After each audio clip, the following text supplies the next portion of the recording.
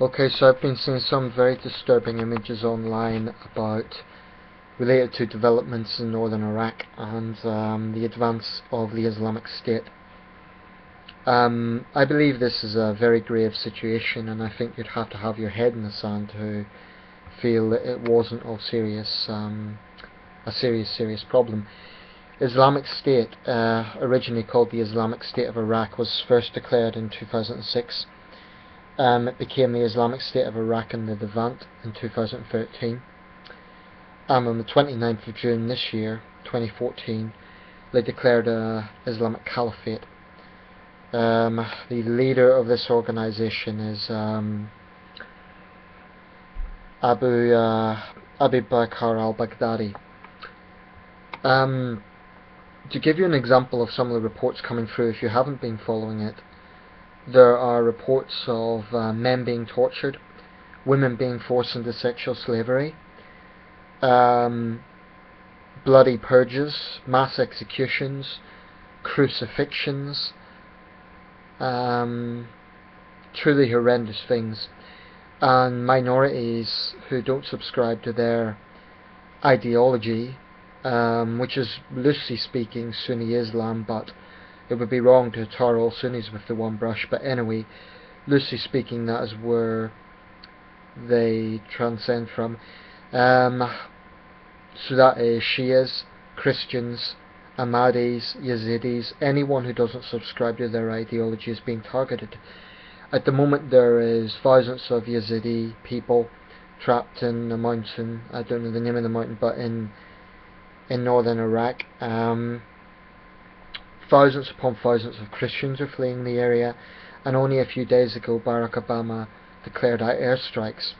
Now I hope those airstrikes have minimal civilian fatalities, because that obviously won't help, but I think this is a situation where it is justified.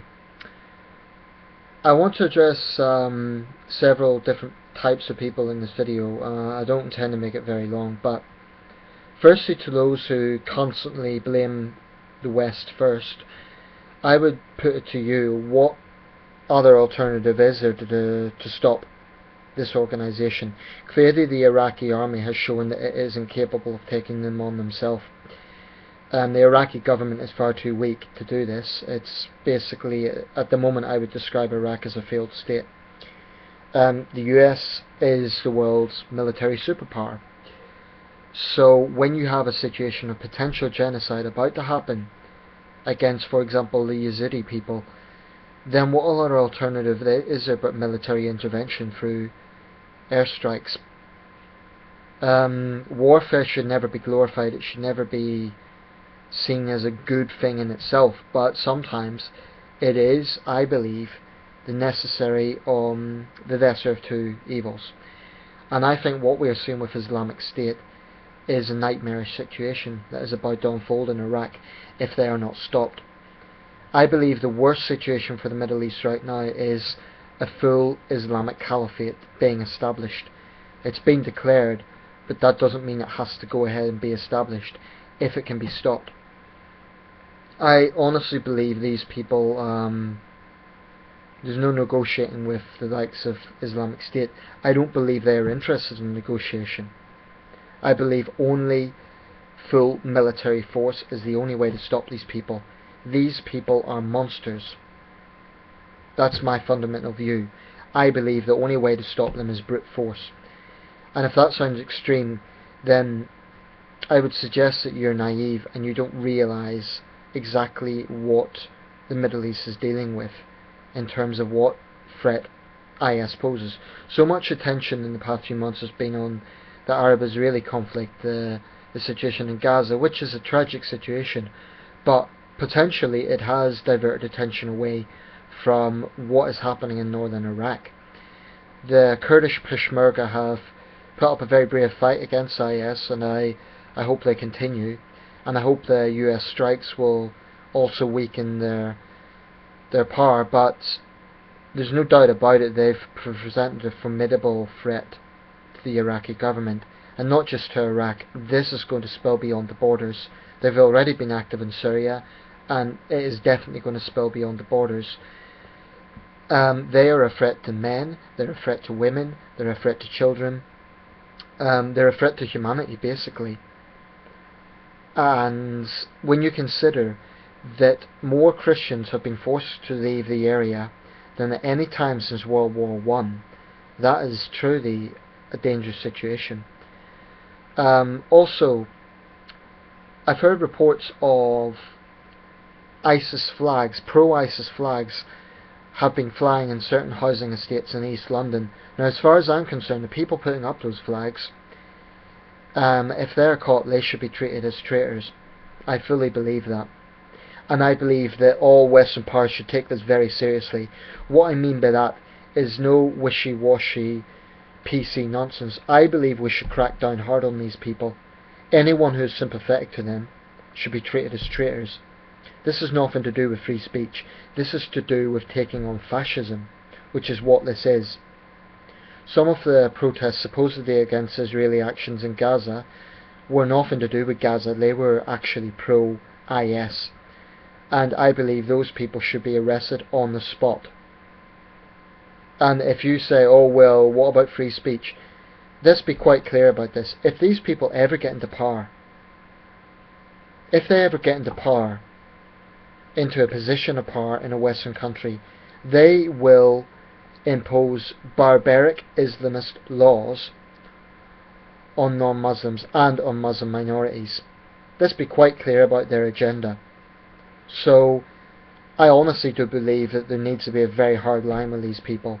But there's also something that the West should be learning from all of this. Where this poisonous ideology begins is the Wahhabist ideology, which goes back to Saudi Arabia, and we are far too close to that regime.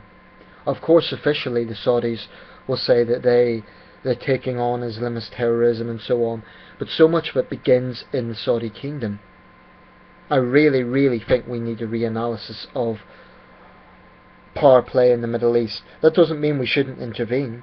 So I think Obama was right to declare these airstrikes, but there is some very, very questionable links between, for example, the CIA and the Saudi regime, and how that then links up to Wahhabism, which is what organisations like Al-Qaeda and Islamic State basically grew from in the first place.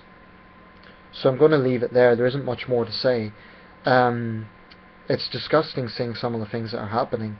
I am convinced, so if ever there is a case for military intervention, this has to be it. We are seeing the spread of a fascist ideology. And if you think that, oh, the West should keep its nose out of it, they should do nothing, I would say really, really, what do you suggest? Giving weapons to the Iraqi government, which is clearly a failed state, whose army disintegrated? No, I believe that military force, unfortunately, is the only way forward. And that's a sad situation. But the alternative is potential genocide. Right now there are thousands of Yazidi people holed up in the mountains of northern Iraq. There are thousands upon thousands of Christians leaving the area. These are ruthless, barbaric fascists. And that is the situation the Middle East is dealing with right now. The worst case scenario would be if this declared caliphate actually translates into a de facto caliphate, and that is a very real risk. So that's my thoughts on the situation, and I hope to goodness that these airstrikes slow down the advance of ISIS. I believe that unfortunately brute force is the only way. There's no negotiating with these people. They're not interested in money. They want to declare a caliphate, which has not been seen since the times of the Ottoman Empire. I mean, I don't think we can underestimate just how dangerous this situation is. That's not scaremongering, it's just reality. So I think it's a very grave situation, and I believe this was a necessary action. But we, in the meantime, also have to seriously reassess our links with regimes like Saudi Arabia. Really reassess what the implications of that are.